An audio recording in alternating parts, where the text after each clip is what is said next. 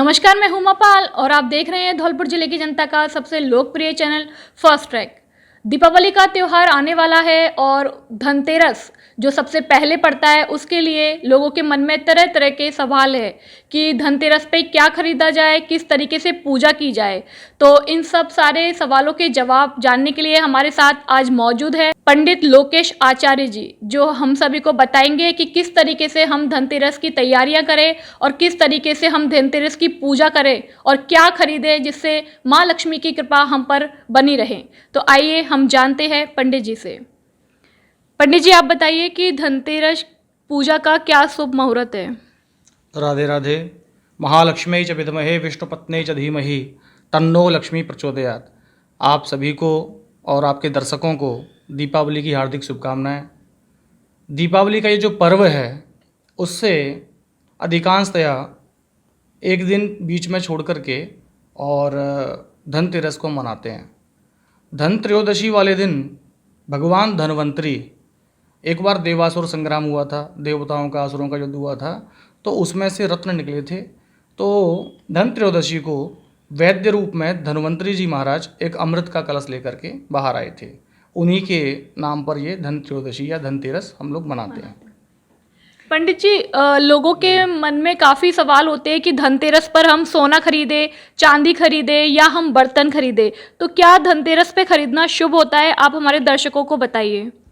देखिए, वैसे तो राशि के अनुसार अगर हम कुछ खरीदते हैं तो वो शुभ होता है, अन्यथा सबसे अच्छी बात तो ये है कि इस दिन झाड़ू जरूर खरीदें। इस दिन खरीदी गई झाड़ू से यदि हम सफाई करते हैं तो पूरे वर्ष तक लक्ष्मी माँ की कृपा हम पर बनी रहती है, ऐसा माना जाता है। शास्त्रों के अनुसार अनुभव में भी ऐसा आया है, कई लोगों से हमने इस बात को कहा है तो उन लोगों ने ये अनुभव में लिया है कि इस दिन झाड़ू जरूर खरीदनी चाहिए। पंडित जी, कुछ लोगों को धनतेरस की पूजा का पता नहीं है कि धनतेरस की पूजा किस तरीके से की जानी चाहिए। सभी लोगों को दीपावली की पूजा का महत्व पता है। धनतेरस की पूजा किस तरीके से करनी चाहिए और इसका क्या महत्व है, ये आप हमें बताइए। देखिए, जैसा कि धन्वंतरी भगवान की जयंती है तो इस दिन श्री धन्वंतरी भगवान की भी पूजा करनी चाहिए, जिससे कि रोग ना आए, क्योंकि वो वैद्य हैं। और दूसरा कि इस दिन कुबेर यंत्र और श्री यंत्र की स्थापना की जाती है, बहुत कम लोगों को पता है।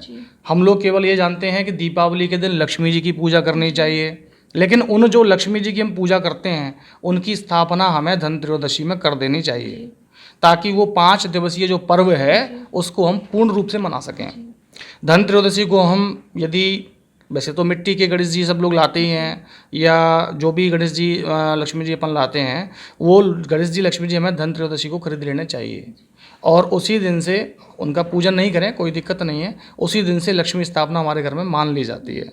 उस दिन कुबेर यंत्र और श्री यंत्र, ये हो सके तो तांबे के लेकर के उनकी स्थापना भी और उनका पूजन धनतेरस से शुरू कर देना चाहिए।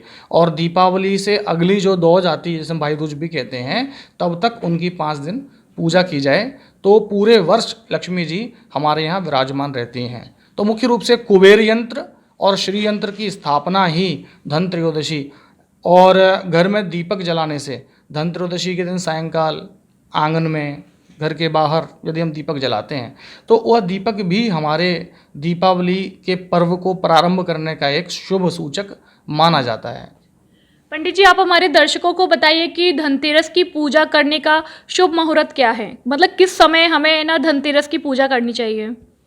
देखिए, इस बार विशेष ये है कि अनेक वर्षों के बाद दीपावली से बिल्कुल एक दिन पहले, ठीक एक दिन पहले हम हमेशा छोटी दीपावली मनाते आए हैं, जो कि इस बार धन त्रयोदशी के रूप में परिवर्तित हो गई है। जबकि छोटी दीपावली से भी एक दिन पहले धनतेरस मनाई जाती थी।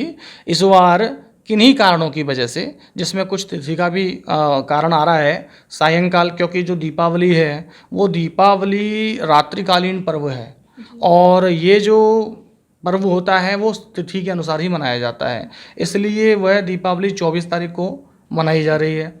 किंतु 25 तारीख को सूर्य ग्रहण भी है, इसलिए दीपावली तो 24 को ही मनानी पड़ेगी। प्रदोष व्यापिनी जो त्रयोदशी होती है उसे हम धन त्रयोदशी कहते हैं। वो त्रयोदशी 22 को भी है और 23 को भी है। जब 2 त्रयोदशी एक साथ पड़ती हैं तो दूसरे दिन, यानी कि बाद वाली जो त्रयोदशी होती है, उस दिन धनतेरस मनाना चाहिए, ऐसा शास्त्रों में कहा गया है। तो इसी वजह से, किन्हीं कारणों से, ये तिथियां एक साथ पड़ने की वजह से दीपावली के ठीक एक दिन पहले धन त्रयोदशी मनाई जा रही है। पंडित जी, आपने बताया कि छोटी दिवाली के बारे में, तो आप हमारे दर्शकों को बताइए कि छोटी दिवाली की पूजा किस विशेष तरीके से करनी चाहिए और इस पूजा करने का शुभ मुहूर्त क्या है, और मतलब इस पूजा में क्या क्या विधि विधान से करना चाहिए। देखिए, इसमें क्या है कि जो छोटी दीपावली नाम का कोई त्यौहार हमारे शास्त्रों में नहीं है, लेकिन दीपावली से ठीक एक दिन पहले कुछ दीपदान किया जाता है, तो हम उसको छोटी दीपावली कहते हैं। तो दरअसल क्या है कि जो धन त्रयोदशी है, उस दिन यम दीपदानम नाम का एक पर्व मनाया जाता है, जो यमराज के लिए दीपदान किया जाता है। और हमारे तीर्थराज मुचकुंड में भी इसको अच्छे रूप से मनाया जाता है, उसमें दीपदान किए जाते हैं। या हम किसी नदी किनारे जहाँ भी रहते हैं, वहाँ आसपास नदी हो, कोई तालाब हो, कोई जल का स्थान हो, वहाँ हम दीपदान कर सकते हैं, दीपक जला करके जल में छोड़ते हैं। वो यमराज के लिए यम दीपदान के नाम से जाना जाता है। उसी को हम कई बार छोटी दीपावली, क्योंकि इसमें भी दीपक आ रहे हैं, दीपावली का मतलब होता है दीपकों की पंक्ति, जो दीपों की लाइन लगाई जाती है, उसी को हम दीपावली कहते हैं। तो ये दीपावली जो होती है एक रूप से जल में मनाई जाती है। तो यम दीपदान भी धन त्रयोदशी वाले दिन ही हो रहा है। वैसे अगर माना जाए तो छोटी दीपावली वाले दिन ही है, क्योंकि चतुर्दशी को छोटी दीपावली मनाई जाती है और सायंकाल में अमावस्या लगने से उसी दिन बड़ी दीपावली है। तो छोटी दीपावली और बड़ी दीपावली एक ही दिन है। धन त्रयोदशी को दीपदान होगा, तो अपन छोटी दीपावली उसको कह सकते हैं हम लोग कि वह धन त्रयोदशी वाले दिन ही है। और उसका जो शुभ मुहूर्त है, ये एक विशेष बात है कि धनतेरस को शुभ मुहूर्त क्या है। जैसे किसी को खरीदारी करनी है या कोई भी वाहन लेना है या दीपक ही जलाने हैं, तो उसके लिए जो शुभ मुहूर्त हैं वो वैसे तो उस दिन 2:33 से दोपहर में एक अमृत सिद्धि नाम का योग लग रहा है, और सुबह 6 बजे से ही 6:30 बजे के लगभग से ही सर्वार सिद्धि योग से काम हो रहा है। तो सर्वार सिद्धि योग सुबह 6:30 बजे लग जाएगा और अमृत सिद्धि योग लगेगा 2:30 बजे से। तो इसलिए पूरा दिन ही इसमें हम खरीदारी कर सकते हैं। ऐसा माना जाता है कि राहु काल में कुछ कार्य नहीं करने चाहिए। तो जब वो सर्वार सिद्धि योग आ जाएं या अमृत सिद्धि योग आ जाएं, तो राहु काल इस पर विशेष प्रभावी नहीं होता है। फिर भी 4:30 से 6 के बीच खरीदारी ना करें, क्योंकि ये राहु काल का समय है, तो आप इसको छोड़ सकते हैं। बाकी इसका जो शुभ समय है वो है 6:57 से 8:52। यदि आप इस समय में झाड़ू खरीदते हैं, इस समय में आप कोई भी आप सोना भी खरीद सकते हैं, चांदी भी, राशि के अनुसार अगर बताया जाए तो, क्योंकि ये जो धनतेरस है वो रविवार को पड़ रहा है, तो रविवार को पड़ने से जो सूर्य राशि है वो प्रभावी हो गई, यानी सिंह राशि। सिंह राशि के लिए बहुत ही महत्वपूर्ण दिवस है ये, दीपावली से ज़्यादा महत्वपूर्ण हो गया अब। तो सिंह राशि वाले दिन बहुत थोड़ी मात्रा में भी अगर सोना खरीदते हैं तो उनके लिए बहुत अच्छा होता है।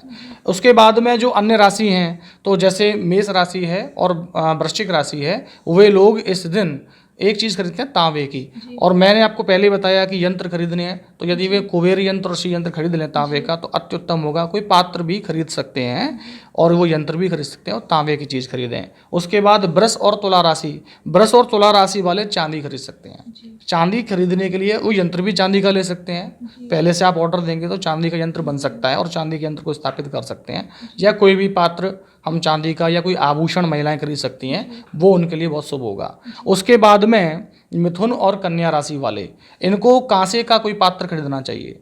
कांसा खरीदने से, और उसको पूरे वर्ष तक यूज करें। अब कई बार हम क्या करते हैं, धनतेरस को कोई चीज़ खरीदते हैं, उसका प्रयोग नहीं करते हैं। उसका प्रयोग हमें करना चाहिए, यानी हमने यंत्र लिया, उसका पूजन करें पूरे वर्ष तक, या फिर हमने कोई पात्र लिया, हम उसका भी पूजन मतलब पूजा में रख सकते हैं उसको, या अपने जल पीने के लिए अन्य उस प्रयोगों में ले सकते हैं, जिससे कि हमारा शारीरिक और मानसिक संतुलन भी सही बना रहे। तो हम इस कार्य को भी कर सकते हैं, तो कांसे का पात्र ले सकते हैं। उसके बाद में कर्क राशि वाले भी चांदी खरीदें, क्योंकि चंद्रमा का प्रभाव उस पर रहता है। सिंह राशि का मैंने बताया कि सिंह राशि वालों को तो स्वर्ण ही खरीदना है, भले थोड़ा सा खरीदें, वो बहुत ज़्यादा रहेगा। यदि स्वर्ण खरीदने लायक नहीं है कोई किसी परिस्थितिवश कारणवश, तो वे तांबा खरीद सकते हैं।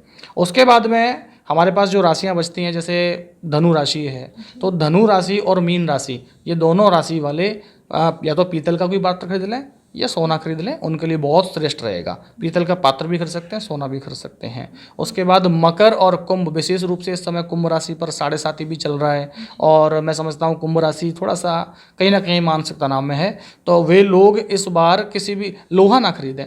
कई बार क्या है, हम लोग सोचते हैं हमारी तो राशि शनि की है तो लोहा हमें फ़ायदा करेगा, तो लोहा ना खरीदें। इस बार उनको स्वर्ण ही खरीदना है। स्वर्ण खरीदने से क्या है, उनको सूर्य प्रभावी करना है, तो सूर्य प्रभाव होने से उन पर, अगर वो स्वर्ण नहीं कर सकते तो उसके अभाव में तांबे का कोई पात्र है, यंत्र है, वो स्थापित कर सकते हैं। तो इस बार इन राशियों के हिसाब से यदि आप खरीदते हैं, मैंने जो राशियां बताई हैं उसमें 12 राशि होती हैं। 12 राशियों में जितने भी लोग आते हैं वे सभी झाड़ू जरूर खरीदें, क्योंकि झाड़ू खरीदने से ही सर्वश्रेष्ठ फल धनत्रयोदशी के हमको प्राप्त होते हैं। जी, ये थे हमारे साथ पंडित जी आचार्य लोकेश जी, और मैं आशा करती हूँ कि आपको इनके द्वारा दी हुई जानकारी से काफ़ी लाभ मिले, और इसी के साथ आप सभी को और आपके पूरे परिवार को धनतेरस की हार्दिक शुभकामनाएं।